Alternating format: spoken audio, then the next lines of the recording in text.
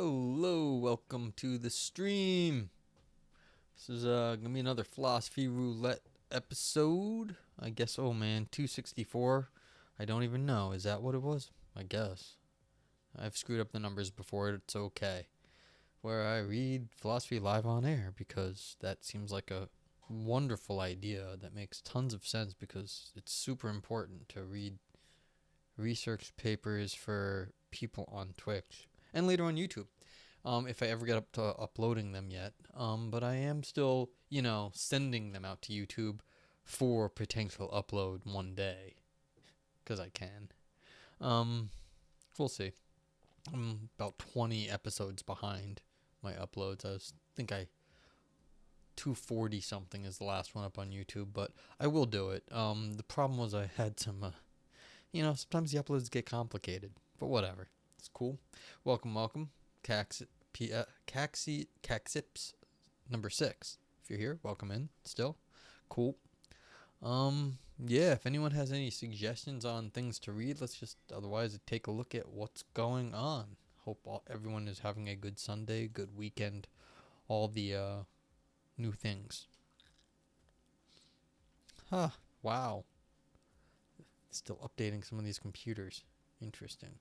So let's see, what do we got? All new things? Nah, I don't want new books. It's all journal articles. Dialectica. Are there occurrent continuants? A reply to Stout's the category of occurrent continuants. I don't know what an occurrent continuant is. It sounds confusing to me. That's okay. Processes are occurrents that were or are or will be happening. So these are things that events over time, processes are over time. They endure or they perdure, that is, they are either fully present at every time they happen or they rather have temporal parts. According to Stout, they endure. His argument assumes that processes may change. Then Stout argues that if something changes, it endures. As I show, Stout's argument misses its target. In particular, it makes use of a notion of change that is either intuitive but illegitimate or technically blah blah. Okay. I mean, these are if you've never seen the distinction between endure or perdure, then yeah, I mean that would be an interesting thing, but unless someone wants to talk about how philosophers split up things existing within time, I'm going to move on cuz frankly I just don't feel like dealing with that stuff right now. On the necessity of priority monism. Did I read this? Did I look at this? Priority monism. I've looked at something here. I don't know if I've ever dealt with this. 1 to 27. Oh, look at this. They have the lines in. There's logic. Lots of logic. I don't know if I want to deal with this right now, but I mean it's kind of cool. One basic object, priority monism, often take this to be a metaphysically necessary thesis. I explore the consequences. Vixby, do you have any opinions on what? What do I have? No, I actually have no opinions. I just read stuff and tell you what I think, but like, it all just goes. I mean, what's the opinions on? Let me know, and maybe I do. It does happen once in a while that I have an opinion. We could go to Arkentis, see what technical philosophy is afoot. Presentism. Oh, see, now we're back to the time. Presentism. See, this is a 20-page paper, but it's on time. It might be fun. But if it's not available, who cares? Why can't you guys put your papers available? Nah, I'm not dealing with this crap. Yeah. Did I miss a word? Yeah, Vixby. Let me know what you are thinking about, and maybe I do have an opinion. I have no idea. Boltzmann brain argument, anthropic reasoning, AI safety. You meant new line. Okay, Boltzmann brain arguments. Yeah, so Boltzmann brain arguments I think are kind of interesting. Yeah, Twitch kills new lines. Boltzmann brain argument. So Boltzmann brain, for anyone who does not know what a Boltzmann brain is, Boltzmann was a statistical physicist doing statistical mechanics. I believe he founded the discipline basically, and says, look, the universe is very, very, very big. The universe is so big that there is a part of the universe somewhere that is kind of basically doing everything in the like cosmos that is going on in your brain. Like, so if there's like a electron or what, if there's like a neuron that's doing something here, maybe there's a planet doing something that is exactly correlated to your brain somewhere out in the cosmos somewhere. And the question is, if the bit of the universe that is doing the same thing that is going on in your brain, is that bit of universe conscious? And Boltzmann, I think, was doing this as a reductio ad absurdum to say this is a crazy idea, that this is how the universe is, or something about it. But me, as I'm concerned, sure, I don't give a shit. My opinion is that I'm not a panpsychist. Statistically speaking, that's actually incorrect, though. I don't know. The universe is very, very big. If it's infinitely big, then there is almost a guarantee that something is going to get replicated that in someone's head somewhere is going to exist somewhere in the universe also. I just don't know statistically, Samanon. But this is why it's a reductio. That's the question, is how crazy, like how crazy of an idea is it? Yeah, and you can, this is a very well-known thing, actually. So you can just search the internet and find out, I'm sure, better opinions or more physically accurate to contemporary physics than I know. Now, my opinion on Boltzmann brains is I'm not a panpsychist. I don't think that consciousness is just any old place in the universe, but there might be certain spots where there is consciousness in very different things than in our heads. So sure, I'm okay with bits of the universe being conscious. I'm not okay with like everything in the universe being conscious. I find that a little excessive. So I'm not, but like, do I know exactly where they are? No, I don't know where the consciousness is exactly. But yeah. Now for your second one, anthropic reasoning. Yeah, I mean, basically, there's a lot of subjective stuff out there. All right, Vixby, I hope you're back soon. But yeah, there's a lot of thinking in terms of people as fundamental, or thinking of us first. Yeah, sure, we're gonna do that anyway, because what else are we gonna do? So I think that's just sort of par for the course, something we have to deal with. You have to realize that we're always going to be thinking about the human focused centered things, because for people that's how we do stuff. And AI safety is what you really should do is go talk to my man Aristotle. And he's I think teaching a course on this right now. So let's give a little shout out to, why is my, oh, I've got multiple computers in front of me. I started typing on the wrong one. So, I don't want to call him out if he's lurking. He's not, but, let's see if this works. Yeah, that's him. So, Vixby, if you're there. If not, when you get back, I'll mention it again. This guy, he broadcasts philosophy. He does like Ask Him Anything, basically, streams. And he is teaching a course on the ethics of technology at the moment. So he's really the guy to ask about AI safety and technology. But basically, my thing is, we're people. There's nothing special about people now versus in the past, and every time we have a new technology, we've basically used it to kill each other. So we have to be very careful or to screw each other over. And so it's basically, this is just the new iteration of humans treating each other badly with technology, because that's basically what we have always done with new tech. Very rarely has new tech come on the scene and become like immediately good. Like everyone was like, oh, the internet's gonna save everything, and then they realized it was great for a few years until everyone else picked it up, and then it became terrible again. Like most everything we do, it has its good and its bad, and that's, AI is no different than anything else in that case. So yeah, if you have anything else you want me to explain better, let me know. If that was unclear, let me know. But I'm cynical, basically. I'm very cynical about all of it.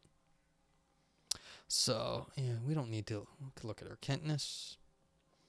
Someone on this does not touch on most of the major issues people have with AI risks. I didn't say I agree with people. I'm just saying, if you want my opinion on, I don't know if you were here, but Vixby asked opinions on AI safety. This is my opinion on it: is that we're just gonna be dickheads with it, and it's gonna be very risky. I mean, if you want more specific things, you can ask about those too. Like, I got no problem if you want to talk about like singularities or Terminator or Matrix situations. I mean, I've heard about all of them. I've thought about some of them, but from a purely like my sort of like metaphysical standpoint, technology is technology, and there's nothing special about the current technology. If we somehow made some crazy breakthrough, then that would be a new thing. But yeah, you'd have to. You can ask me about any of that stuff if you want. I got no problem. Du Chaillet's libertarianism. Du Chaillet was Emily Du Chaillet was a important female philosopher from the 1800s, I believe. And so let's see. It'd be kind of interesting. 19 pages, but it's too. This is really small font. I hate that. Like, philosophy is too long. That's too bad. Yeah. Yep. I'm trying to think of what do other people have. CJ, what's up? What's up? Oh yeah, okay, cool. Yeah, good luck with the SEO and Oscar stuff. I was wondering how many people would be watching the Oscars versus being on Twitch right now. But hope to see you soon, CJ. Thanks for the lurk. I appreciate it. Yeah, let's see. What else is going on in this stuff? Journal of Speculative Philosophy. Interesting. What is in speculative philosophy? Shamelessness and despair in America. Ooh. Apocalyptic fear in a time of dying. In a time of dying of whiteness. Yeesh, this is heavy stuff here. Let's see if there's any. I've never seen this journal before, so let's see if we can figure it. See if there's anything we can grab here. The End of Progress, Decolonizing the Normative Foundations of Critical Theory. Oh, there's a review. Okay. The Paradox of Liberatory Activism, The Promise of Decisive Hyperactivism. This is all like very, very exciting sounding titles. I don't know if that's good or bad. Fearing the Future, Is Life Worth Living in the Anthropocene? So, alright.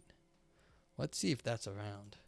Seems like this is like this article examines the question of life's meaning in the Anthropocene, an era where the biosphere is significantly threatened by human activities. Y'all have a vote here too. If you guys think something stupid, you let me know. But like the paradox, like, what is this stuff? I've never seen this journal. I'm like, wow. They're publishing something interesting here. Let's see if this thing even loads. Okay, I can't get to this one. But yeah. Let's see what else, if there's anything else. Truth and Discursive Activism, The Promise and Perils of #Feminism. Moral Inquiry Beyond Objectivism and Subjectivism. Okay, well, maybe we'll go for one of those. And like I said, if you guys have more questions about AI risks or Boltzmann brains or any of that stuff, let me know. I just like dicking around, basically looking at philosophy. The Limits of Democratizing Science When Scientists Should Ignore the Public in Philosophy of Science. Let's see what else is in Philosophy of Science. I like the Philosophy of Science. There is a cause to randomize. Really? There is cause to randomize. Actually, that's not surprising. You want to randomize studies. So, like, this is one of those, like, you know, who is doubting that you should randomize your studies? I don't know. But I'm not going to read it. It's a long paper. You know what I want to do? I want to read a short paper. I'm just going to go to analysis. I haven't done that in a while.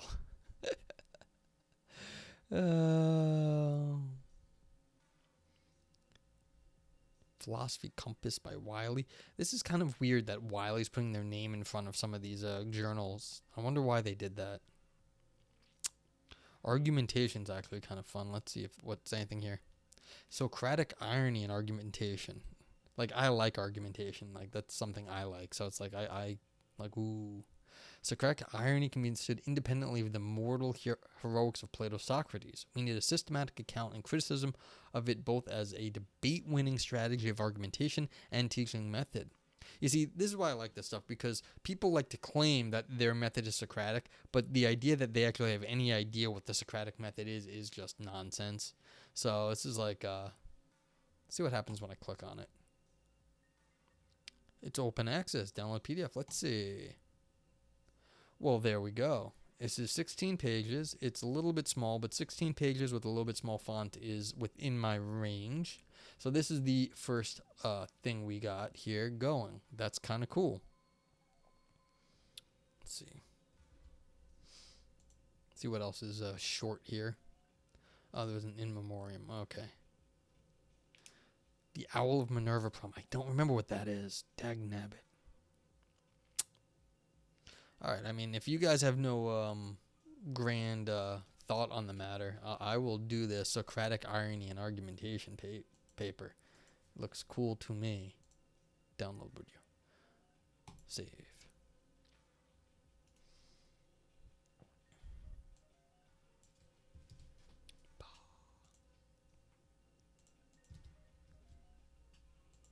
Let's see. Nope. Let's do this. There we go. And here is the link for all you wonderful people out there. If you're watching this later on YouTube, it will be in the show notes.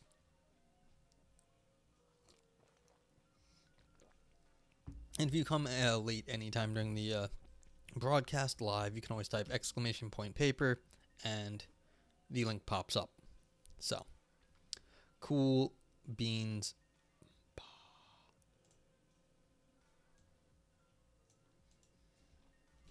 Okay, let me just get this opened.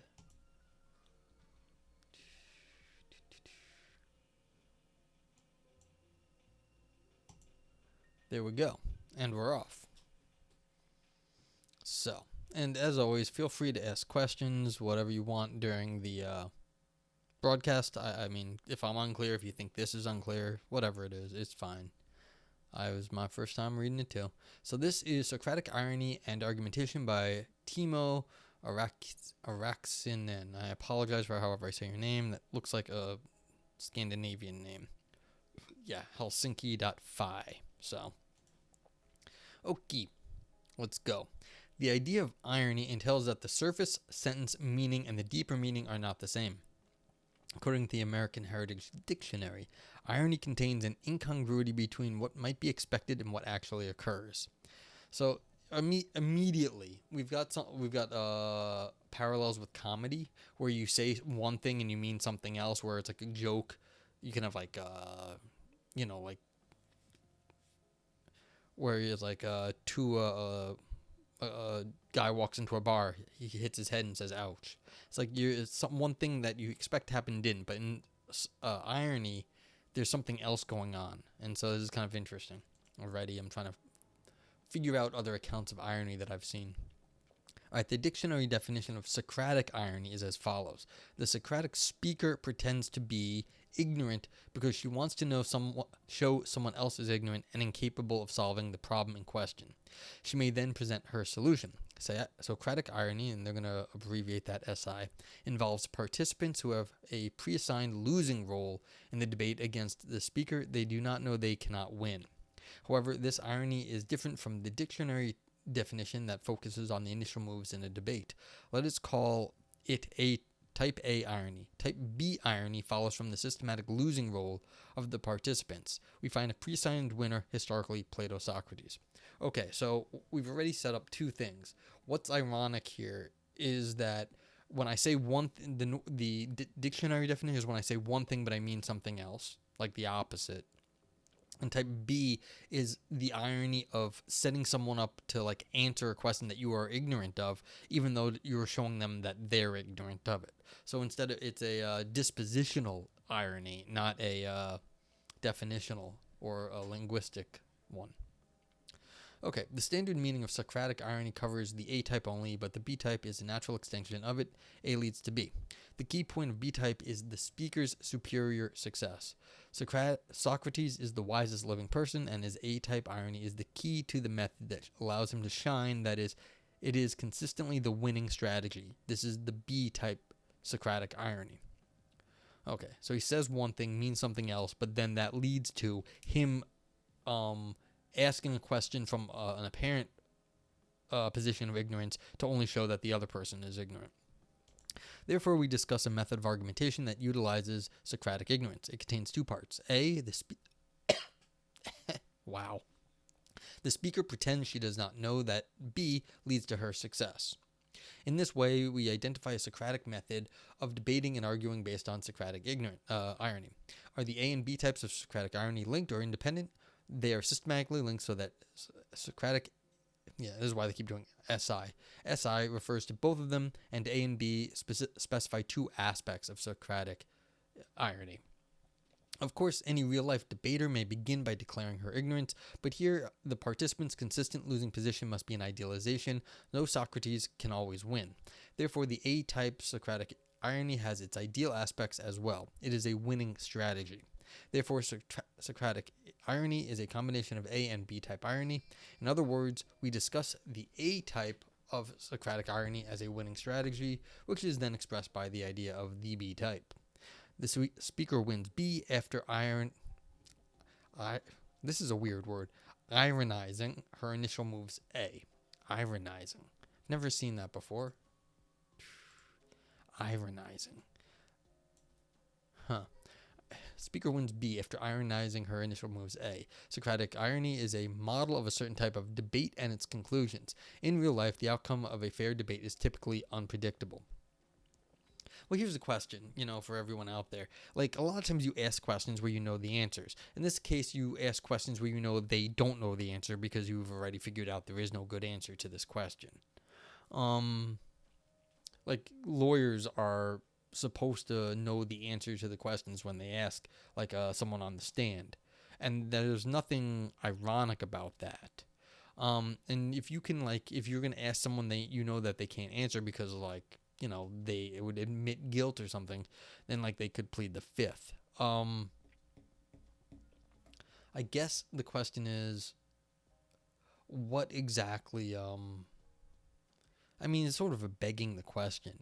Are you setting someone up and asking a certain kind of question that doesn't have an answer? So is that really what's going on here? Is irony a form of question begging? I don't know. Okay. At first sight, the Socratic situation looks unrealistic because of its ideal elements, that is, the pre-assigned roles of winners and losers. We need to explain what these elements and the roles are. We can guarantee what can guarantee the typical outcome of the debate? Could a historical agent, Socrates, be such a perennial winner? That does not sound realistic, but given some ideal features, this type of winner can be called Socrates. The conclusion that Socrates cannot be a real-life person, but an ideal type of debater. Yet the students of Socratic irony normally treat Socrates as a real person, or as far as he is an invention of Plato, a possible person. Plato Socrates practices Socratic irony, but he is also ironized by Aristophanes. He is also ironized by Aristophanes. The result is multiple ironies. The great ironist himself is a victim of biting irony. Xenophon's Socrates is a philosopher, though. It is not necessary to study these various Socratic images here. If Plato Socrates practiced Socratic irony, we also should tell what he practiced without knowing the interpretive tradition or even mentioning him. However, Socratic irony is almost exclusively discussed in classical studies as something Socrates practiced. G.R.F. Ferrari explains the position of the classicists. Their tendency has been to turn immediately to what Socrates irony has to tell us at the deepest level about Socrates as a philosopher. But then they miss the interesting systematic riddles of what they call Socratic irony. Therefore, others may prefer a less exotic approach, as Ferrari puts it. The classical historical approach leads to murky exegetical problems. For instance, did Socrates really claim he knows nothing, which is different from saying that he is ignorant in a particular case?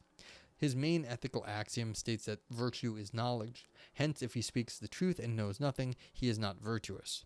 If he does not speak the truth and he does know something, he lies. Again, He is not virtuous. Yet he was supposed to be the personification of virtue, like the good Bishop George Berkeley in his time. Alright, so this is all sort of a setup here. And you gotta wonder, this whole article is about, Socratic irony and saying one thing and doing another. Are we going to end up where this whole setup here is going to turn out to be ironic? That would be kind of fun if they actually pulled that one off.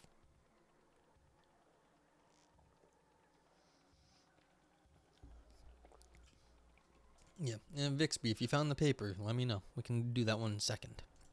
Maybe. If I have any voice. 2. Self-knowledge and erroneous belief. Suppose someone introduces a problem, it does not matter who, to be debated, and the speaker asks for a solution. Oh, you're back. You followed Aristotle. Oh, nice. I think you didn't understand what I meant by anthropic reason or AI safety, but that's okay. Yeah, I mean, I apologize, but the philosophy is big, and so whenever I answer questions, there's a good chance I'm just gonna miss it. Just because I've heard some things, I don't know what everyone means. I apologize, but if you want to ask anything more specific, go right ahead. And like I said, Aristotle is, he is literally teaching a class on some of this stuff right now, so he's kind of an expert. Okay. Suppose someone introduces a problem, but it doesn't matter who, to be debated, and the speaker asks for a solution while claiming or tacitly suggesting that she may not know what it is. Yet she may know, or she is confident that she can find the solution before anyone else does, or prove that no solution exists. The participant accepts the initial challenge. They respond by challenging the speaker, and after discussion they propose an answer, which the speaker duly questions and refutes. The situation is dynamic. The key is that the participants initially believe that the speaker does not know. When the debate started, they were confident about knowing the solution, or at least finding it. This is false confidence as the audience sees it. The intended audience knows the logic of Socratic irony, and they correctly identify the situation. Socratic irony has a triangular form. More specifically, we need the idea of an audience because they, for instance, can act as judges. Without them, the debate tends to be endless. All right, so this is already getting kind of interesting in terms of the modern sort of... I see why they wrote this paper, because we've got these pundits online. They have their foils, and then they have everyone on the internet who's looking at them. And this is exactly why this is I picked this paper, because I'm reading the paper. It's a setup here. I don't know exactly what's going to happen, but it's a setup. We've got the paper here, and then I've got chat. Chat, you're right here. Chat. And so you're the audience, and you get to judge. And so I think this is sort of a very sort of a... Even though this is about a classical situation, it's a very contemporary sort of thing going on. And so it's timely. All right. Ever since the idea of universal audience or my intended audience emerged, it was criticized as too vague and undefined. The audience has too many roles that are difficult or impossible to systematize. Here, the audience acts as a judge, they are silent observers, and the participants may hear from the audience. It all depends on the context. Therefore, the audience is an intuitive notion here. A debate has an audience who is present now or hears about the debate later. See, and that's the thing. We have chat here on Twitch, you have comments on YouTube, and then you have... so you have live versus you've got the debate later, and then you've got the actual people, and you guys can spam or something, which would actually affect how I'm reading, and that would make a difference.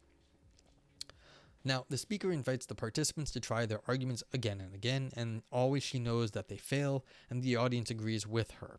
At some point, the process must end, but where and why is unclear. Several possibilities exist.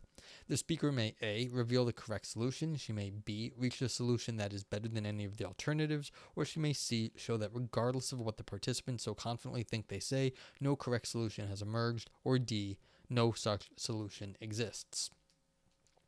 The last two cases sound like the most humiliating to the participants. Wild goose chase looks and feels bad. For instance, the speaker already knows that the problem is impossible, and yet she makes her opponent struggle with it in front of a critical audience. Also, I want to point out, this is what happens with trolls. This is basically trolling in some sense. You are asking questions, and you kind of want to, you are always, saying that the correct solution hasn't emerged. You're always finding something else. So this is what happens with trolls. And recently I was dealing with a troll on YouTube, and basically I did this to them, is that no matter what they were posting, I could poke holes in it because they weren't that clever. So it was just, making them look like they really didn't know what they were talking about. And so I out-trolled the troll, which made me feel good. To understand the A-type Socratic irony, we analyze an epistemic situation where one is supposed to know that one does not know. The speaker goads the participants to explore the problem and the subject matter. She drives them towards defeat in their reluctant confession of ignorance, all the time foreseeing what the next argumentative step will be. However, when she starts the process and for dialectical purposes, indicates that she does not know the truth and the situation remains ambiguous. She may or may not know. These two cases lead to different kinds of dialectical development and have different types of moral implications. Let us first focus on the case in which the speaker does not know what the solution is. This has two interpretations. The speaker 1 knows that she does not know, de se, and 2, she does not know but she does not know it, de re. She knows that she doesn't know, and she does not know, but she does not know it. Okay, so doesn't know and she doesn't know it, she knows that she doesn't know. Okay, in this case, she still thinks that she knows, and she says she does not know. According to the logic of Socratic irony, she must initially say she does not know. First, she pretends ignorance. Second, she errs. Her ignorance is first explicit, but still feigned, and then it is real, but implicit. We already stipulate that in both cases the speaker says she does not know, which is true. In both cases, she does not know. However, the logic of Socratic irony ideally entails that the speaker's belief system is subjectively transparent, de se, in the sense that she always knows what she does know and does not know. This excludes the possibility of two. To include it would complicate the logic of Socratic irony considerably. The requirement of such transparency is an example of ideal conditions. Real epistemic agents cannot consistently know de se what they know, or are not immune to de re implicit errors. All right, that was a lot of words just to say you have to be lying. Basically, you have to know that you don't know. You know that you are ignorant of the solution to the question that you've asked. That's it. But yeah. In real life, the speaker may err and falsely believe that she knows while at the same time letting the participants believe that she does not know, which happens to be true. She says she does not know when it is true that she does not know, but she does not know it de se. Of course, the logic of Socratic irony dictates that the speaker always pretends she does not know, but now she is right, de re. Do the participants now know more than the speaker? Namely, the participants know that she does not know. She told them the truth de re, while she does not know it de se. The participants learn that she does not know in de re sense they do know it now. But they do not know that she errs, and hence what they do not know will mislead them. That is, they cannot know that the speaker errs concerning her knowledge.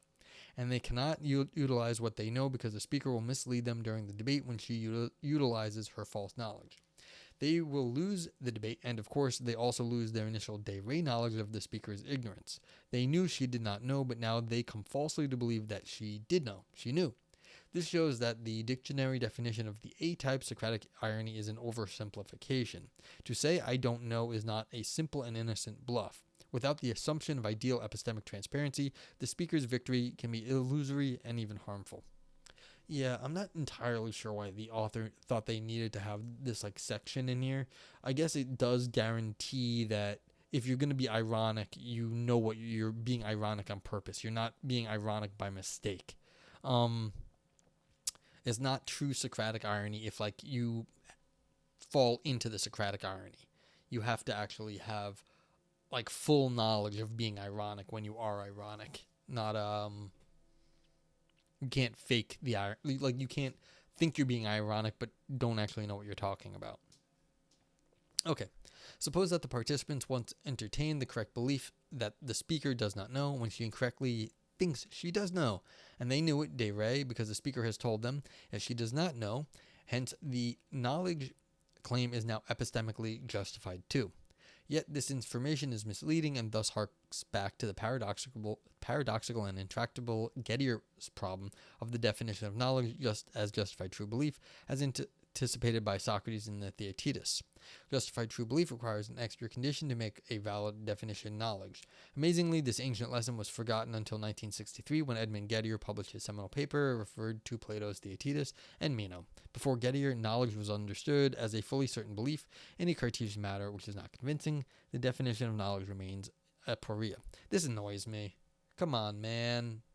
I mean, there's a question of, like, if everyone did assume that, like, but how the hell, like, it's kind of hard to take Gettier's word for it. Yeah. Now, granted, Gettier did point out the problem, and I hate justified true belief. I think it's a terrible theory of knowledge. This person's a classicist, and they just want to give Plato the credit. That's basically what looks like it's happening here. Now, that's nice, but, like, it's not going to help the paper in the current... This is not helping this paper to just give Plato credit for something that, may or may not. It's not going to matter in this paper. So, I mean, it's fine. It's like, thank you, teacher. It's like it's a little bit of a lip service there, but it's not doing anybody any good, really. This is not a paper on the Gettier problem. Okay, continuing. What happens when the dialectic proceeds on a false...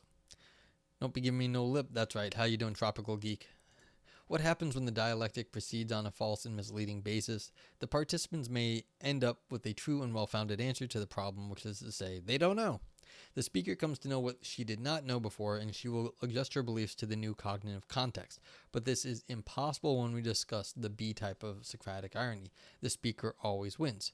However, it may happen that the speaker's false belief will prevail and thus mislead the participants to accept a falsehood, in which case they are in the same situation as before as the speaker. Now, nobody knows. This is ironic, but it does not exemplify Socratic irony.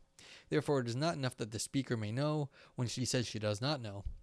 She must know that she knows what she knows and what she does not know. Otherwise, the participants gain nothing from their defeat, and the speaker's victory is both groundless and hollow. Yeah. Let me just finish this up. Yeah, I'll get somewhere in a minute. The case of the implicit error of ignorance is common and difficult to shake. Midi, what's up? It's definitely common online to have people veil their ignorance with irony. Yeah, this is why I'm reading this paper, because I think it's interesting for those reasons, that you're definitely going to get people who are faking what they say, and they say edgy things to show that, mask that, like, they're not actually very well, like, versed in the topic. So they say, like, things that they think sound impressive, but they're just, they're thin. It's like a lot of trolling is thin. You don't actually mean anything by the trolls don't mean anything about what they're saying. Okay. And I think that's what we're going to get to next, is dramatic here. But let me just finish this paragraph and then we'll get down there. The case of the implicit error of ignorance is common and difficult to shake, especially in the speaker's case. She is ideally supposed to win all of her debates, which makes her own learning process rare and difficult and does not promote her self-knowledge in the spirit of noti seton. Before B-type Socratic irony emerges, the speaker must in real life be in a humble learning position for some time. A baseless, self-confident speaker is a dangerous teacher. She must know what she does not know and be genuinely skeptical about her own system of beliefs and aware of the restrictions of her cognitive abilities. Only an ideal speaker may emerge as if fully grown like a god from nowhere. Yeah, and welcome in MDD Chiron.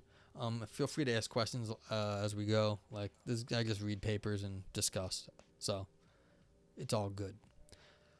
Yeah, in some sense, I just like the idea of dramatic. Like, it's like a play. The whole thing about Socrates is he knows everything that's going to happen, so it's like it unfolds like a play or a drama. And so none of this, like, Socrates would be confused about what's going to happen. There is no confusion in irony. I think that's basically this whole section here can just be explained by saying there's no confusion in irony. There's nothing to be questioned. Like, the whole thing has to play out exactly as the speaker intends it to be. So, and you get this with lawyers, and you get this with like politicians. You get this with pundits online. Like, they ask questions and they know what's gonna happen. And there's a what's it called? There's a very famous clip of someone who went on. What was that? It was a conservative thing. Bill O'Reilly. What is this? Hey, gay glass. Oh, Gaia glass. Gaia glass. Cool. Welcome in. I love my raid message. I'm so confused. Gaia glass, welcome in. So, how'd you get here? That's interesting. I know Gaia. I apologize. I was like, what is this? There we go. Everyone else, go check out Gaia glass. What were you up to? I mean, I'm like reading my paper here. Yeah, philosophy. We're reading something about Socrates, actually, and the form of argumentation that Socrates used to like put forward. And it's interesting because it's all a setup, and you can see, I think the people wrote this paper because it shows how, like, you know, politicians and like lawyers and pundits sort of no, I'm not a philosophy grad student. I was a philosophy grad student at a certain point, and then I was not a good student. School didn't really work for me, but I have published philosophy. I guess that's my greatest claim to fame and other things, academically speaking. So now I read papers on Twitch and explain them as best I can. And you are free to ask questions or, you know, choose where it goes. And but what were you up to? I mean, did you have a good stream? I hope you did. What were you doing? Anything fun over there? So yeah. So this is kind of what I do. So I mean, you can see 260 something papers read on Twitch at this point, or about that. Dissertation writing. What's your dissertation? Yeah. Dissertation is difficult. It's very, very difficult. I wish you the best. If you don't mind telling me what your dissertation is on, that sounds cool. Plant virology. Wow. Okay. That is a topic I know nothing about, but it sounds interesting. I mean, plants get viruses, so cool. Yeah, well, if you want to tell me anything about plant virology, feel free to do so. And also, ask questions here, and cool. I'll continue. We can get through this in about, you know, another 40 minutes, maybe 30 minutes. So that's how long. It was fun reading a paper on stream when I did the one time. I might repeat it. You know, it's not bad to read papers on stream. Oh yeah. Have a good lurk. I understand. Like, after stream, you need to do stuff a lot of times. But sleep tight. And thank you for the raid. Thank you again for the raid. I appreciate it. Reading on stream is it's an interesting thing. It's not bad because it's hard to read chat and like read two things at once clearly, but like, it's not like terrible. I've gotten better at it. So, and then you have like stuff to discuss, and so basically I'm speedrun. Well, I should make a lurk command. Dag nabbit, I don't have one yet. I speedrun philosophy, blind playthrough, speedrun, academic philosophy. Okay. The groups of partakers form a triangle. The speaker who says she does not know, the participants who do not know, and the audience who know that the speaker knows and the participants do not know. And this is the critical thing. This audience who know the speaker knows and the participant do not. Oh, I was going to say about the Bill O'Reilly clip. There was once a guest on Bill O'Reilly who was some liberal dude, like, you know, some young guy. And he was invited on Bill O'Reilly, who was a very conservative dude, and was famous for, you know, badgering his guests. And what the kid, well, I don't know, he must have been in his 20s, I think. But what he did was he saw how long Bill O'Reilly would let their guests talk before cutting them off, because he cut them off and would overrun them with like whatever he wanted to say. So he timed himself. He had to get all his responses out before Bill O'Reilly would cut him off. And so he did this. Everything he said was finished before Bill O'Reilly could interrupt him. And Bill O'Reilly lost his mind because he couldn't do his argument where he could argue against the person before their concept got fully formed. Because once you can interrupt somebody and before they get their whole idea out, it's much easier to knock down a half-formed idea. But this guy was saying everything he wanted to say, and it was done before Bill O'Reilly did it, and Bill O'Reilly couldn't interrupt him and get it. The guy got thrown off the show. He was supposed to be there for a certain amount of time. Bill O'Reilly called an ad break and kicked him out of the show. Like, it was amazing. And then Bill O'Reilly got canceled, probably for good reason. Yeah, actually, was for good reason. So, but like, this is the thing. This audience who knows that the speaker knows and the participants do not. This is why people watch those shows. They want to see, you can find the clip. It's great.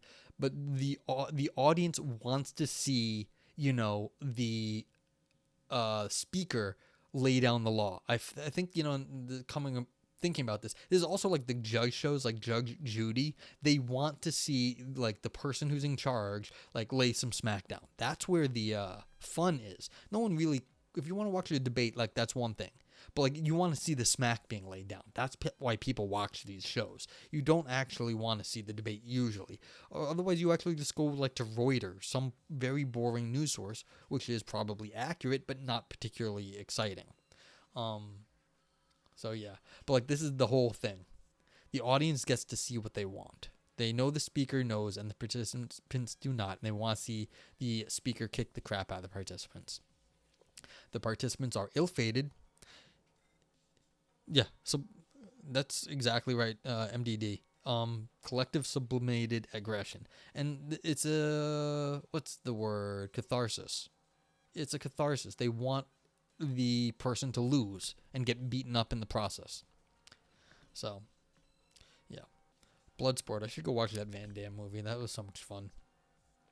The participants are ill-fated as the audience predicts. See, this author knows exactly what they're doing because the superior knowledge and ability of the speaker.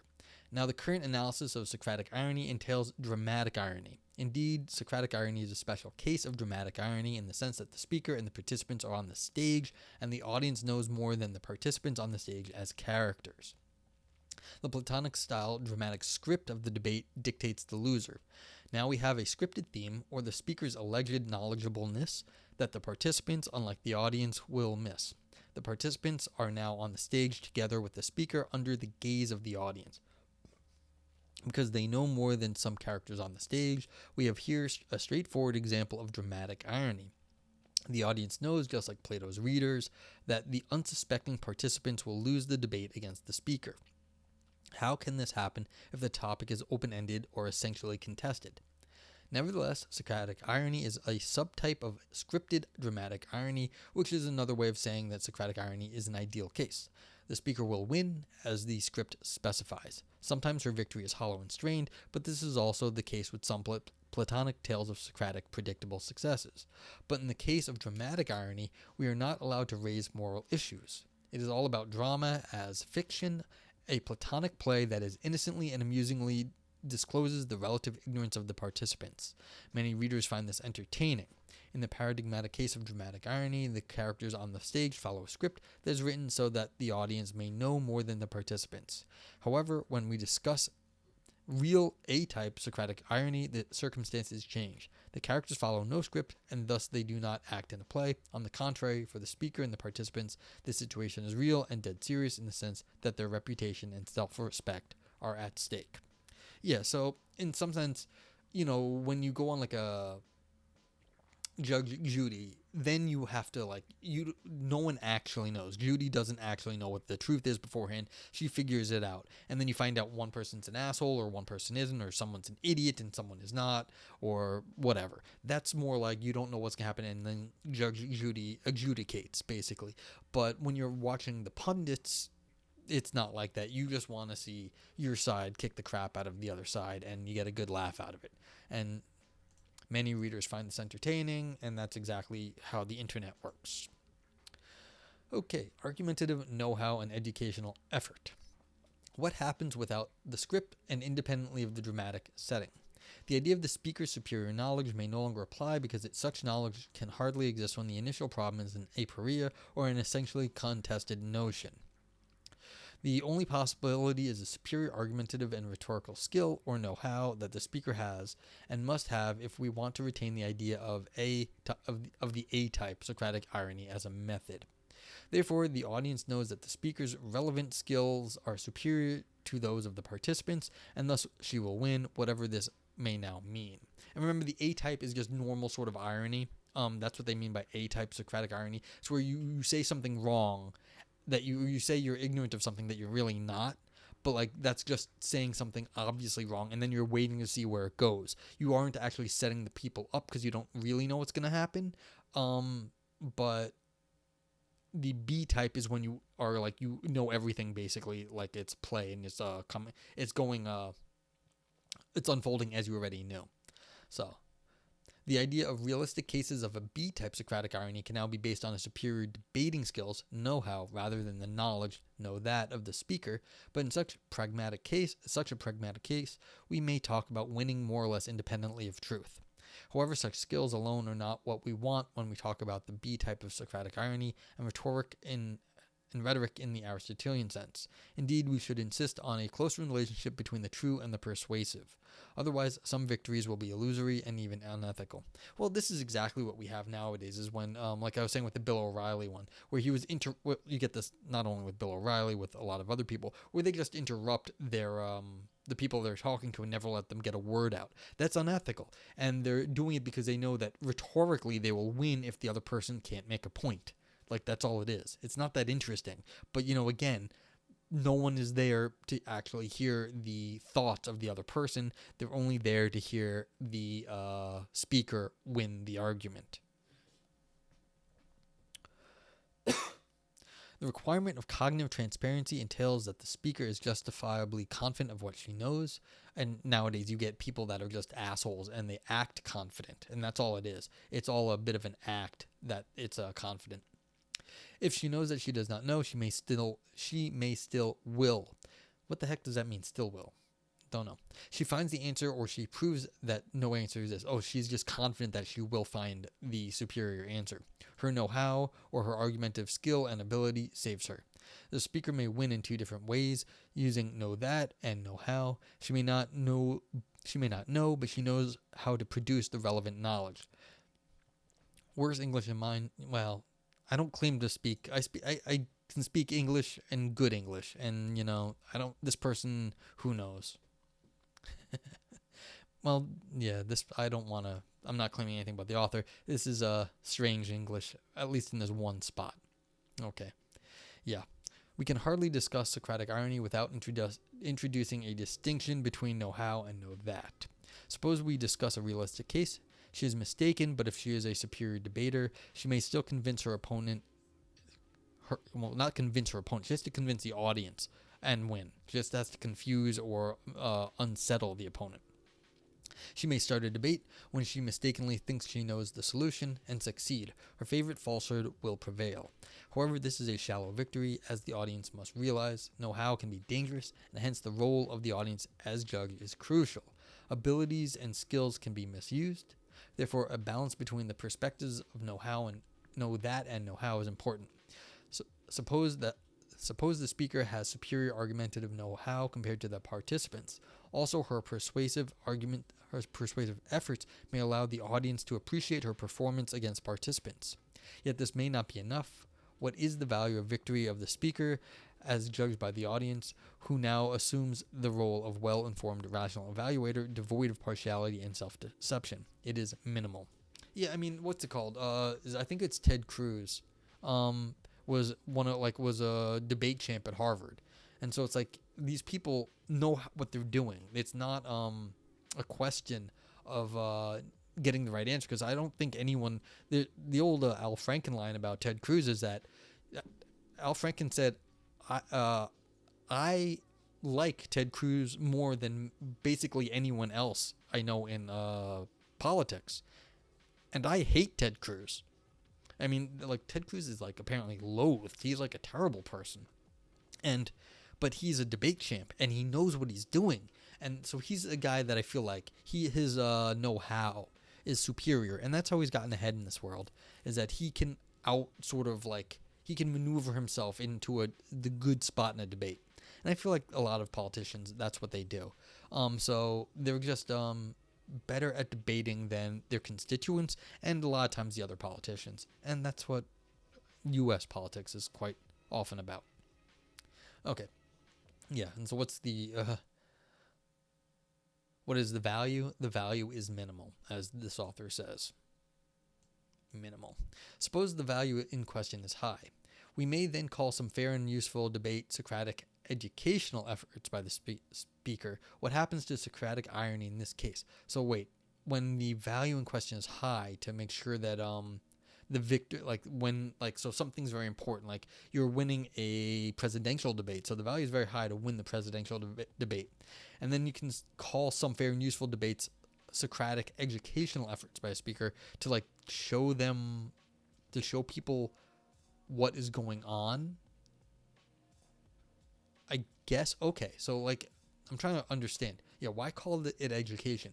The losers will learn something about the subject matter and themselves. However, the speaker's superiority must somehow be guaranteed before she qualifies as a teacher. If this is not the case, we only have a teaching situation in some secondary sense, yet the situation may also satisfy the sufficient condition of an educational event, as is easy to see. Okay, I think what the author is saying here is, look, sometimes you win the debate and you're doing it for a good reason, because you're still going to be right. You're just right for the wrong reasons at this point. And you're right because you're superior at arguing, not because you knew the answer, but you're still right because your superior arguing actually lined up with the truth.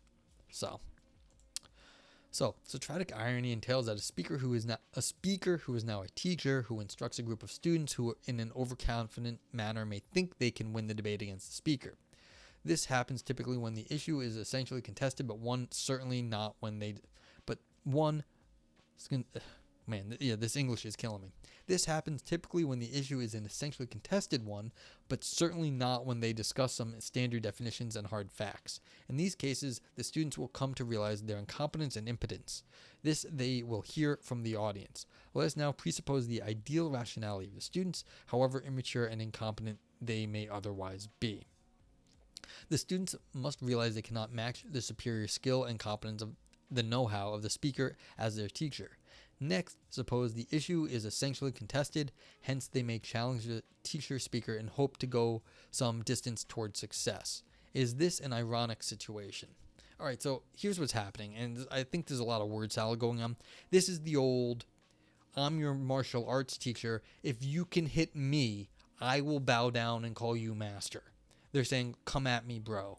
Come at me, bro. That's what's going on here. So they're saying, look, the speaker is saying, I don't know this. Tell me what you know. This is the come at me, bro theory of irony. If you can hit me, I will bow down and call you master.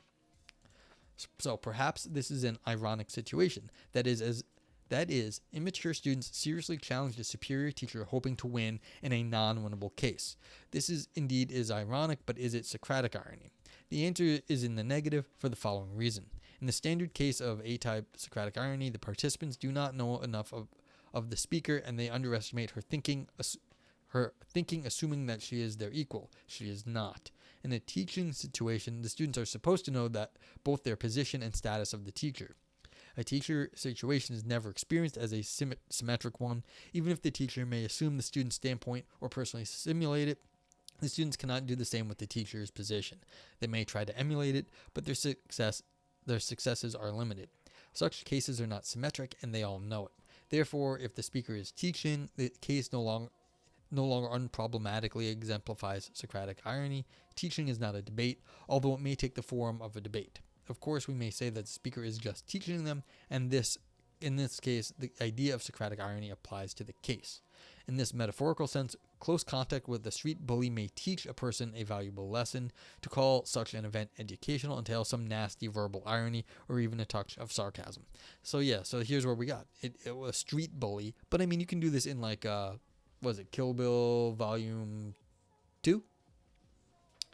Where Uma Thurman, who I just saw on the red carpet not that long ago, goes to Pai Mei, and Pai Mei is an asshole and says, but like he says to Uma Thurman, if you can hit me, like you'll be good enough. But of course, there's no chance Uma Thurman's gonna hit Pai Mei in the context of the movie right there, and hijinks ensue, I guess.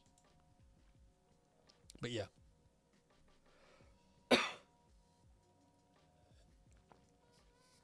Apologies for the cough into the mic. Eric Detweiler writes about the dangers of Socratic irony in a teaching context. Perhaps he wants Socratic irony without irony, or educational irony that deconstructs the traditional teaching situation. Well, do you learn anything from like trying to beat up someone that's way better than you? You might learn humility. Not everyone will, but you could. I don't know. Yeah, so maybe that's the question here. But as was said above, when the idea of A-type Socratic irony is applied to teaching, paradoxically it no longer works as irony, except if the teacher pretends not to be a teacher. Can she do it in good faith? That is to say, she does not know. Perhaps not. Detweiler's radical and postmodern idea of teaching may be fine, but it has not much to do with Socratic irony. The only irony in his account follows from an idea of teaching that is no longer teaching. We may call this Socratic irony in a Pickwickian sense. In short, it may be that irony's arrival never gives us a chance to be a good host to extend hospitality. It renders us, rather, a pedagogical hostage, stuck following after it rather than leading it or using it to lead, thus interrupting one etymological sense of pedagogue. The one who leads, agagos, the child, pais. In terms of pedagogical authority, then, what I am after is Socratic irony, that is not used by a masterful Socratic figure to lead students into orderly anamnesis and a deferral of deliberative authority to the teacher, but that disorders and deauthorizes teacher and student alike. It is then a linguistic violence to be weathered by us all, even as it leads us to question the limits of such categories as us and all. Yeah, I agree with the author here. That's not irony. In irony, you have to know what you're doing. You're not deconstructing the relationships between people at that point. That's a different phenomenon. Real cases of Socratic irony make the necessity of teaching and learning obvious. All the agents involved in the debate may benefit from it. Knowledge claims do not permit full certainty, or certainty is not part of the definition of knowledge as a justified true belief, plus something else, as specified by the Gettier condition. This brings about a subtle but realistic moral problem. How certain should the speaker be when she says she does not know and starts the dialectical process based on the A-type Socratic irony? She may not know with full certainty whatever she currently thinks of her own beliefs, and she should realize that her knowledge claims may be falsely independent of what she has done to verify them. She now has two alternatives. She is ready to learn from the participants, or she is not. The second alternative implies that she is subjectively certain, or what is the same, she unconditionally trusts the validity of her position, or of her positive and negative knowledge claims. I know that P, as well as I know that P. Think of I am certain that I do not know P. This is never, or only in special cases, a justified epistemic attitude. In the real case, such subjective certainty is a cognitive and psychological flaw. All this leaves room for teaching and learning. Again, I'm not exactly sure why the author is going into this. Practically, this irony is a practical method. Like, if you're going to be ironic about stuff, to P or not to P. You always have to be careful about the P's and A's, because when I was in college, I realized we were talking about properties, and if you have like A properties, you end up talking about the anus of a lot of things too, and that gets kind of awkward at times. Yeah. But what was I just saying? Yeah, like, irony is a practical thing. You're using it in a practical sense. Of course, there's no like absolute knowledge in the practical sphere, but like, that's not really what's at issue here. It's relative ability to argue. Either you're a Socratic god and no one else can argue with you, or you're just much better than the speaker is just sufficiently better than the participants, and that's what does it. So I mean, yes, there's an idealization, but that's okay, because we're not like that's the situation to begin with, is not an ideal. It's a practical method, the irony. Okay. Therefore, at least in some cases, one is bound to learn from others. Think of essentially contested social issues. No one can explain and discuss these in any detail at the same avoid. No one can explain and discuss these in any detail at the same avoiding bitter challenges. Yeah, another word is missing right here. One cannot claim one's ideas are always true and beliefs certain. On the contrary, they stay at the level of suggestions and proposals or hypotheses, regardless of what one thinks of them. Full certainty is then fictional. Counterexamples exist, but they cannot be generalized. If the speaker and participants, including the audience, share partisan social values and hand-picked background information, they may agree and reach a consensus and subjective certainty. Perhaps the problem concerns some well-defined details of a larger issue, but such artificially restricted cases are of minor significance here. They say they know, but here the blind lead the blind. Cross-cultural debates are especially tricky and inconclusive. They can be called practical aporias.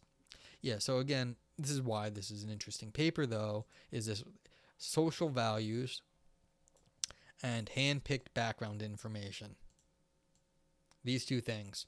And once you do that, then you can start making irony about things that basically there's no fact of the matter, because you all have the same background information, and then you can selectively pick and choose what you're talking about. And that's basically what's going on in a lot of these pundit shows. So opinion pieces on, it's like if you've got partisan social values and hand-picked background information. Hello, Fox News. Divine irony. Socrates says his argumentative midwifery is a Socrates says his argumentative midwifery is a gift of God's and heaven's work. In this respect, it is different from female midwifery. In opposition to what Socrates says, a divine gift does not entail learning, unlike practical medical skills. Socrates looks like a semi-divine agent, which is to say that his ironies are divine as well. Again, we move at the level of idealizations, or perhaps metaphors that can hide certain fictive religious ideas. Naively, religious believers may take all this prophetic imagery literally, though. However, B-type Socratic irony entails that the participants do not understand whom they're confronting and challenge. They have no hope of overcoming a superior being, in this case, the Socratic speaker. On the contrary, they are now on their way to self-humiliation in the eyes of the audience, and ultimately their own eyes as well. This may sound conventional, and it is.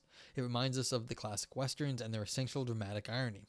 The villain and the hero meet and duel in the final scene, and the villain will lose, as the audience knows, but this also applies to divine irony. It again evokes Socrates' semi-divine status. I mean, it's like, yeah, everyone knows the Titanic sinks in the end. Divine irony is what emerges from debates and other competitive transactions with gods when a human agent fails to admit his inherent weakness and thus becomes guilty of hubris. Mark Shea in National Catholic Register explains divine irony. During the Easter season, which lasts until Pentecost Sunday, it is easy to remember that we tread in a minefield, especially as we recall the Passion. This is as it should be for a culture that lives in the shadow of the Holocaust, feels a twinge of uneasiness when we read in Matthew 27:25, and all the people answered, "His blood be on us and on our children." The uneasiness springs from what many people feel sure Matthew is getting at, namely that the Jewish mob called down a curse upon their people and that God heard their prayer. He concludes, so we know what the passage doesn't mean. What, though, does it mean? I would submit that it is recorded by Matthew as an example of divine irony. We read God heard their prayer, and the sublime verbal irony emerges that that is as cruel as it is divine. How does this relate to the B-type Socratic irony? Divine irony is not only based on superior knowledge and debating skills or any form of fair and truthful rhetoric. It is also based on superior power, and we already have seen that B-type Socratic irony is likely to be based on power relations as well, especially its know-how version. Know-how entails power. If it does not, how can the speaker win so consistently, and how can the audience predict the results, even when the topic is essentially contested topic is an essentially contested issue. The speaker must somehow be capable of overcoming her opposition or the participants and convince the audience, but this presupposes her power over the others. The idea of divine irony explains this in a way that is at the same traditional, fictional, and perhaps precarious.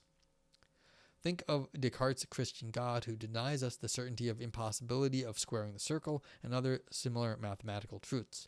Hobbes claimed that he squared the circle to John Wallis' dismay. They debated the issue for years, and Hobbes, of course, lost the fight. To his dismay, he never recognized his defeat, unlike the learned members of the audience.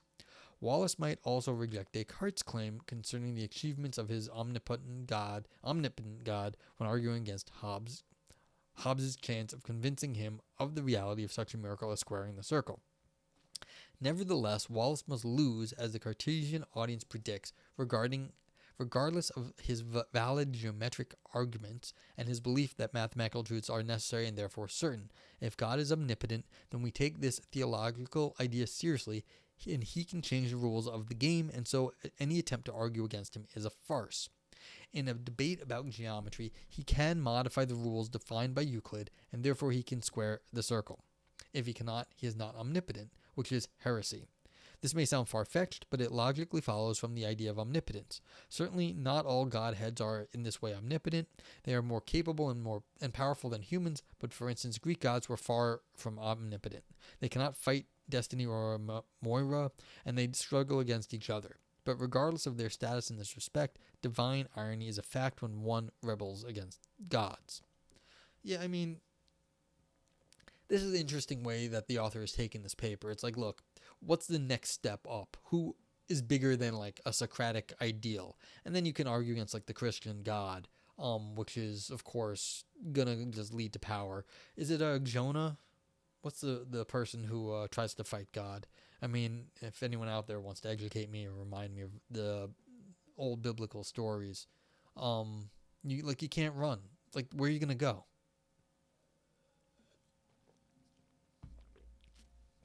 And so the question is, can God put yeah, I mean, they're interesting stories, Tropical Geek. I mean, you have to, unfortunately, they're wrapped up in a lot of other things in life, so it makes a difference.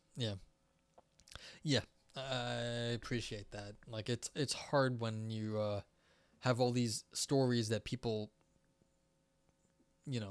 talk about, but like it's wrapped up in a lot of other social issues. But that's the point here. It's like there's a lot going on, and the author has taken this in a direction basically to like this is like the next step up from like the idea of Socrates as like completely perfect to like the actual perfect God. Okay.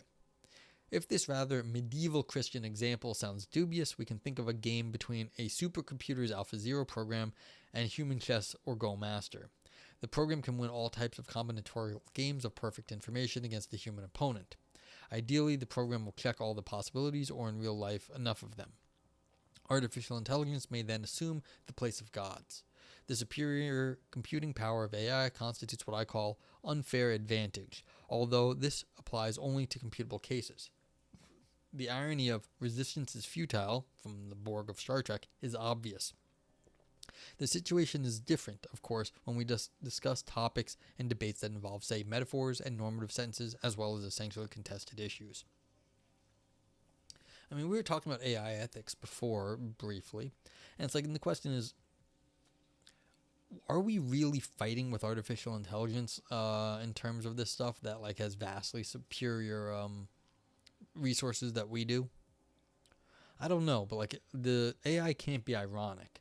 Like, so there's no irony here. It's just fighting a losing battle in some sense. But, people still make gains. But the AIs that we have that win, they're limited in some sense because they play chess and that's all they can play. Or they play Go and that's all they can play. They can't do anything else. And if you want to, stop their computing power, you just flip the switch. And AlphaZero can't play anymore. So, it's an interesting, like, I don't really, it's not a perfect analogy that the author made here, but like it's an interesting thing that we have things that we know we can't beat in certain domains. And so it is a real issue. Okay, so God will win any debate, but not only because of his omniscience, but omnipotence, which is to say that he is able to perform any action. He knows and can make things happen, even if one believes in her powers. Let's go to female. We don't need a male god here. And one may not realize the extent of them. Socratic irony is now based on divine powers that win debates even when they are prima facie unwinnable. Such godhead will succeed in her special way.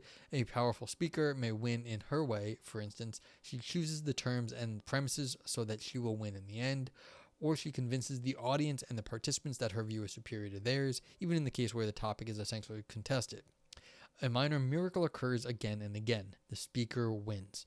She cannot lose. This is source of B-type Socratic irony. But the human speaker is an ideal case. God's powers are real, as religious people would say.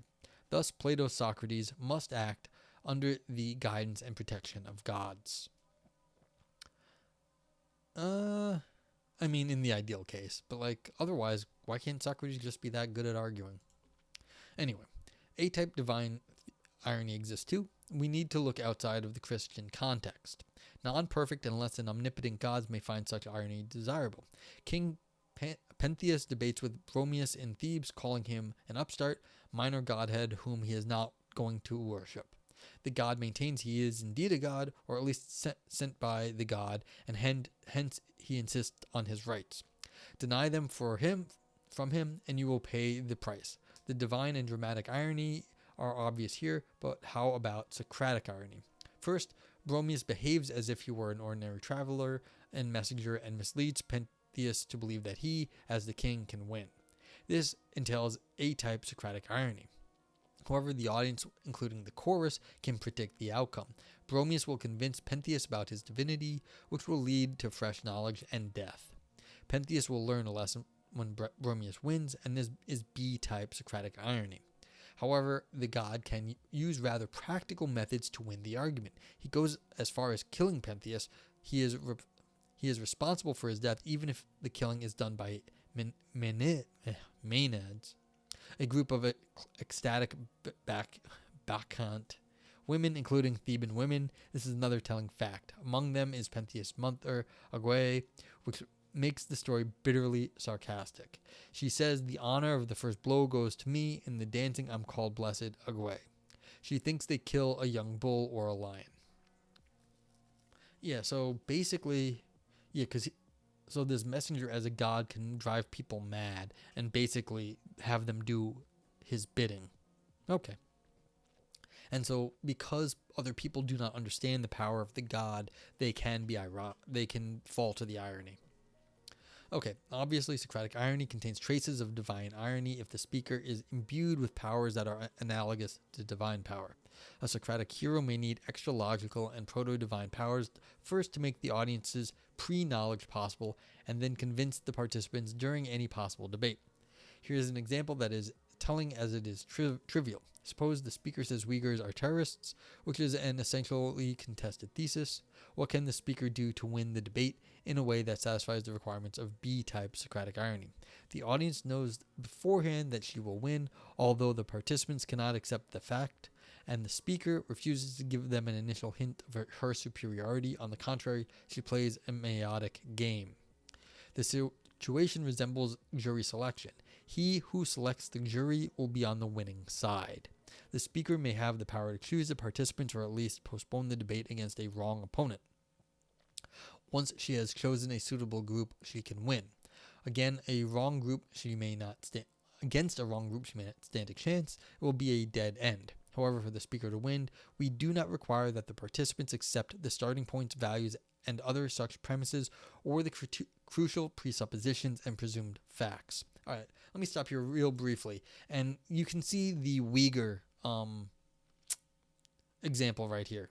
And this is where the author, again, is getting very contemporary. Uyghurs are a Muslim minority in China, and there's been accusations that the Chinese government is treating them extremely bad. And the Chinese government is also calling them terrorists because that in some sense, justifies some of their actions out there. I don't pretend to be an expert on any of this, but like this is what I think the author is doing here. But here's the thing: if you get to pick the jury, then you're basically having a kangaroo court. And that's kind of what's going on here. It says, look, if you have the divine power, you get to pick who you are going to argue against. It's a kangaroo court, and that's kind of like, it's a sham trial, and that's why you're winning. But again, is this ironic, or is it just sad when you're up against a sham? You're going to just get, what's it called? The old jokes from, like, Soviet Union. Like, who's the first person to stop clapping is going to get, like, sent to the gulag. It's like, because you already know what the outcome is, and everyone has to just go with the party line. Okay. So, yeah, however, the speaker to win, we do require that the participants accept the starting points. That's accepting that the speaker has to win somehow. Doesn't matter how. They have to. Starting points, values, and other such premises, or the crucial presuppositions and presumed facts. She makes the starting position favorable from her point of view, and she makes them accept her argumentative steps, however dubious they may look to the participants. She reveals the full Socratic irony of the case. How this kind of unfair argumentative advantage is achieved is a moot problem that we cannot discuss in detail here. Here we go. Think of Stalin arguing for his ideas and of developing the economy of a USSR with his underlings. Why does he win? How do we know he will win? In such special cases, know-how and power are decisive factors, and therefore a combination of divine irony and Socratic irony is evident here. Such debates can hardly be called fair. Yeah, I mean, this is the classic Russian or Soviet era debate. In real life, the speaker can consistently and predictably win a debate over an essentially contested issue or even an aporia against participants only if she has an unfair advantage over them. We may call the required advantage unfair because it is extra-rational. Guidebooks of rational debate miss the point. Yet one needs it when the topic does not concern facts, logic, or definitions, but essentially contested problems. The rules of rational debate need not apply when one's winning position is in question. Vague compromise may be possible, but here one is interested in winning. However, the speaker is a guaranteed winner if and only if she can use some extra rational means, including, for instance, suitable premises and values, verbal tricks, and convincing looking but ultimately misleading arguments. The participants must accept ad hoc premises and superfluous conclusions. Then and only then can she consistently win, just like the audience predicts. Therefore, if we compare her with a divine power wielder, the speaker can no longer be a fully epistemically rational and consistent ethical player or a virtuous agent who acts in good faith. In terms of divine irony, she is now like a god, where she always plays by her own rules. This is know-how and power, and given her superiority, she can also deflect the accusations of being less than a virtuous agent.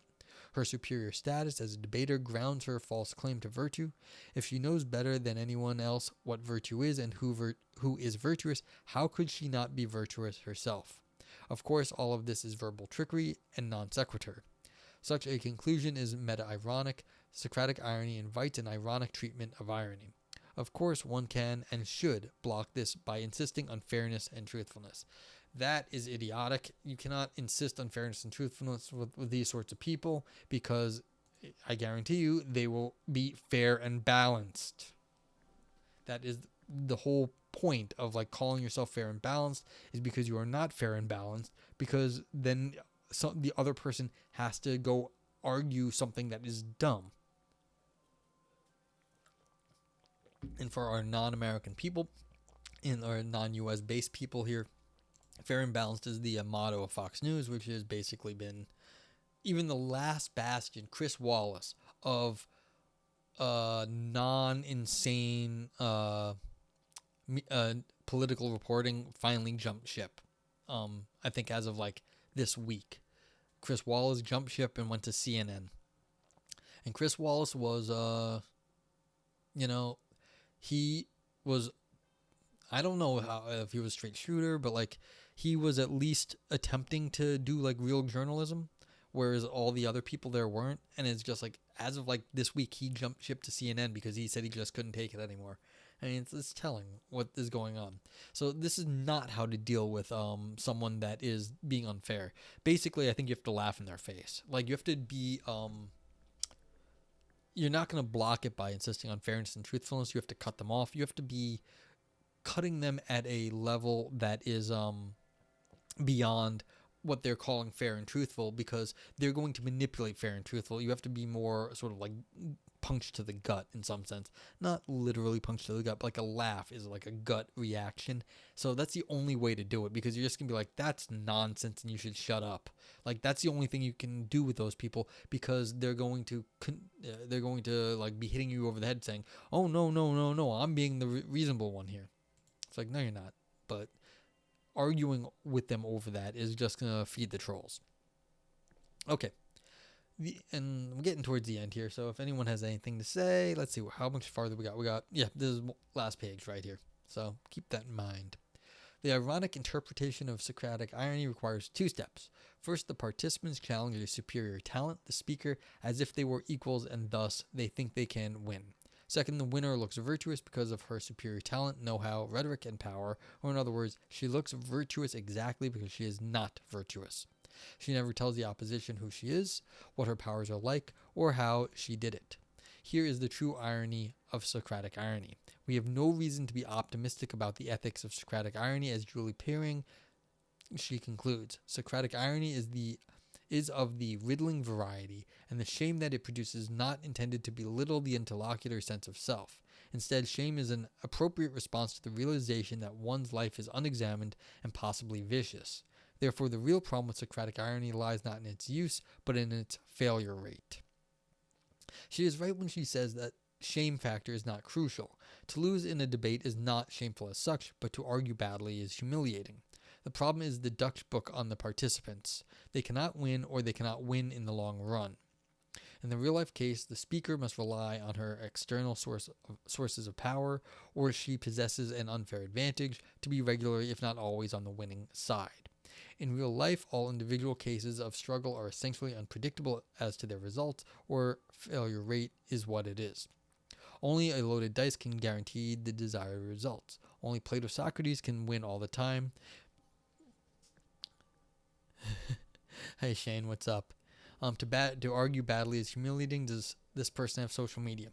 I think this is the problem with this article, actually. But let me just finish it up and I'll talk about that. Just let me get to the end of this paper.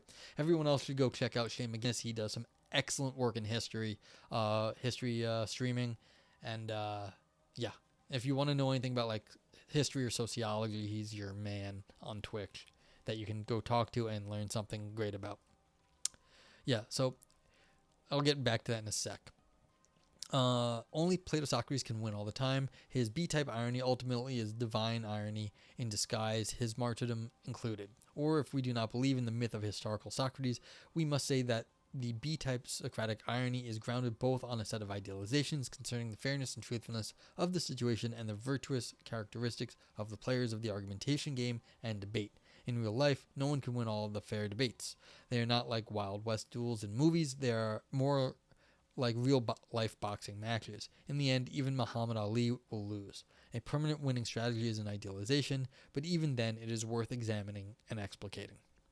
Okay, so what is the point of this damned paper? Because they went on in some tangents in different directions, and it was a little infuriating in times, but I thought it was overall nice. They clearly are making commentary on the internet and like contemporary culture. They even brought up in their examples that they brought up, they talked about the Uyghurs, they talked about the USSR and Stalin, which is sort of, I mean, of course, this was written before the current conflict in Ukraine with Russia, but like the Uyghurs here, and they were also talking. I don't know if they explicitly mentioned social media, but this was clearly in the background the whole time. So it's like, why did they do this? And is to argue badly humiliating? No, of course not. But the point is, of course, that someone is set up to fail and to look like they got humiliated. So yes, if you argue bad, you can feel bad about it. And like, we've all argued poorly before and we can feel bad about it. But the point is that you're being set up to look like a schmo. And that is the point of the irony here in Socratic Irony, that Socrates or the speaker, be it Bill O'Reilly, whoever that the jackasses on Twitter that argue with people, and they're setting you up to look dumb. And that is the point. So it's not that to argue badly is humiliating, it's to make you look like you are humiliated.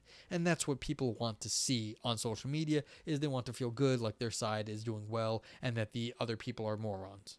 And that's what this person, that's why they wrote this paper, I think, is because they want to show, they want to, go into the sort of a Socratic analysis of this sort of thing, which was kind of interesting.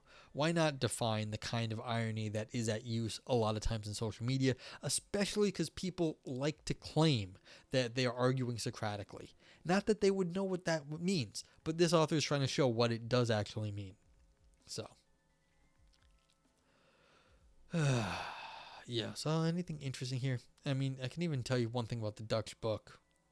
Historically, the Dutch book argument was, it's basically a betting strategy that guaranteed you always to win some money against the house. And it's called Dutch book because that's the English making fun of the Dutch for being stupid. The English figured out the mathematics behind Dutch, a gambling strategy that always won.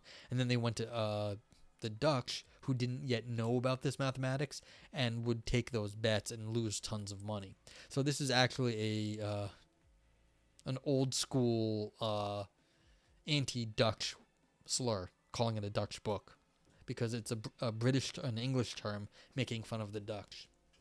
And that's your history lesson. That's all I know of history. I hope, Shane, you learned something historical today. So really, we shouldn't call it Dutch book because it's like not racist. It's anti-Dutch.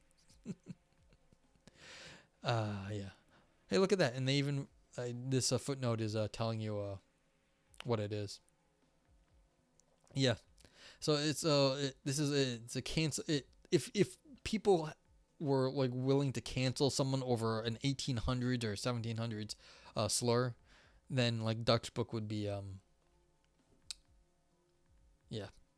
Well, it's all tribalism based. Then never heard that. Yeah, it's one of the interesting things. Probability theory is one of the latest developments. It's a very fascinating topic in philosophy, philosophy of probability, and this was a result that certain theories in probability were emerging in different areas, and so certain people knew more about probability than other people. It wasn't like this was established mathematics, and so it was it was like asynchronous. Like some people over here would learn something, some people over there would know something, and so that's where Dutch book came from, because the English had figured something out before the continent, the wider continent, had heard about the results in math.